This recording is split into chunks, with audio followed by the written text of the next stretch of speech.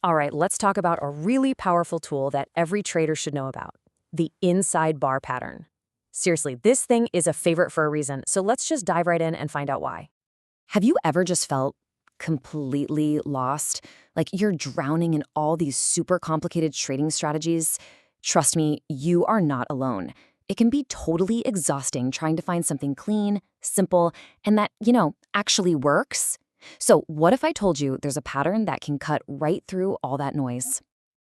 Well, that's where the inside bar comes in.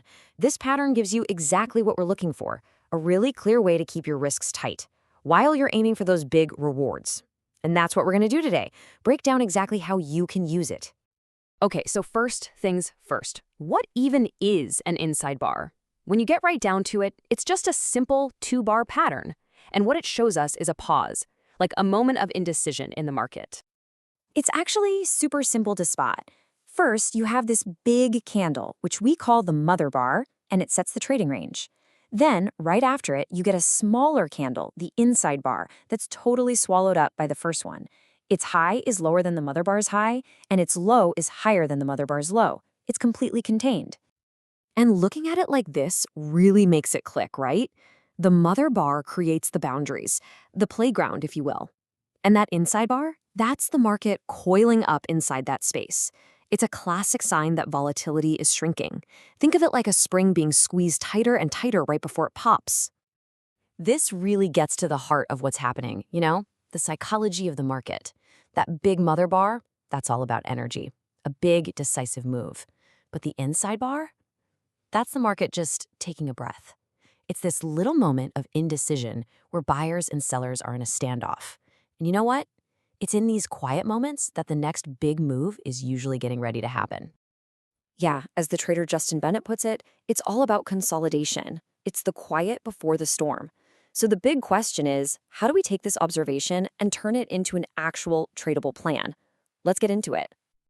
Okay, so we know how to spot the pattern. Now for the fun part. How do we actually trade this thing? Well, it boils down to a really clear four-step process. It's simple. Identify, plan your entry, set your stop, and define your target. Let's break each of those down. All right, step one, you've got to become a pattern hunter. Your job is to scan the charts looking for that classic sign, a big mother bar and then a smaller bar completely tucked inside its range.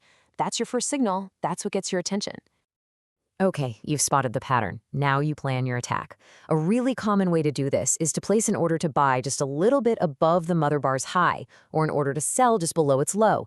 The reason we do this is so you only get into the trade after the price breaks out of that little consolidation zone. It's like getting confirmation that momentum is on your side. And now for what is honestly the most important step, managing your risk. Your stop loss goes on the opposite side of the mother bar. So if you're buying the breakout above the high, your stop is going to go just below the low. This is your safety net. It creates a hard, non-negotiable exit point and tells you exactly what your maximum risk is before you even enter the trade. Okay, listen up, because this part is absolutely critical. You're going to see inside bars pop up all the time. But, and this is a big but, not all of them are worth your money. The real key to success here is learning how to filter for only the best, the A-grade setups. This, right here, is what separates the amateurs from the pros. So, what makes a setup great instead of just meh? Well, first, always trade with the trend. Why would you want to fight the river's current, right? Second, stick to higher time frames, like the daily or 4-hour charts. They just filter out so much of the random noise you see on shorter time frames. Third, context is king. Look for these patterns near key support or resistance levels, places where the market has turned around before. And finally, look for a smaller inside bar. A tiny inside bar often means that spring is coiled even tighter, and that can lead to a much more explosive breakout. And this quote really drives that point home. It's all about quality, not quantity.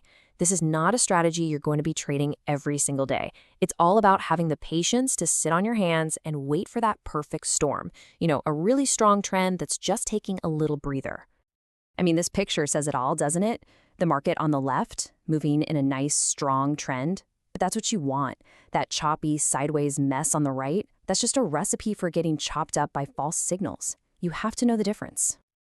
But look, let's be real. no strategy works 100% of the time.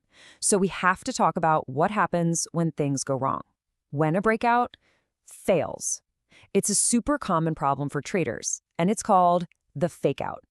So imagine this. You've put your trade on, the price breaks out, your order gets filled, you're in the money, and then bam, it snaps right back the other way, trapping you. What just happened?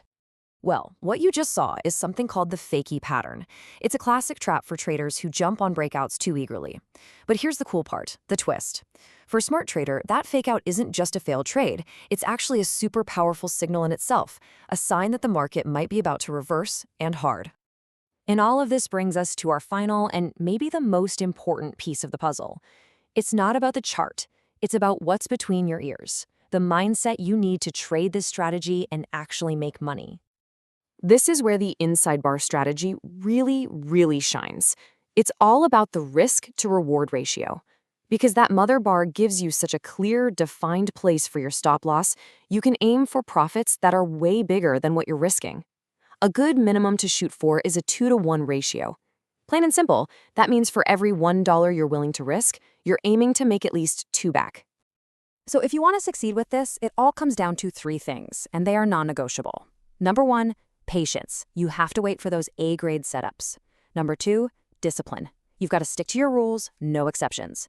And number 3, risk management. Never, ever place a trade without a stop loss. And really, this quote from Niall Fuller just sums it all up perfectly. It's that amazing combination of a tight, logical stop loss and the potential for a really strong breakout. That's what makes the inside bar so powerful. So look, we've seen it. The pattern is simple. The rules are clear. It's not rocket science. But the real question, the one you have to ask yourself, is about your mindset. Do you have the discipline and the patience to say no to the bad setups and just wait for the great ones? Because that, in the end, is the real secret to mastering this whole thing.